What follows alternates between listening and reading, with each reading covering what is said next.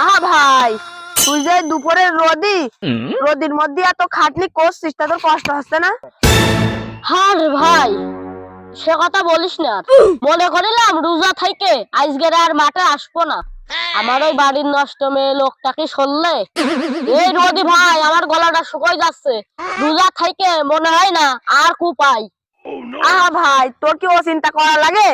এই নে, এক কুলি খাইয়ে নে, বেশি খাবি না, রোজা ভেঙে যাবে। এই তুই গেলে ফাইলামি করতে আসিস? আমি রয়েছি রোজা, তুই আমার পানি খাওয়াবি মানে?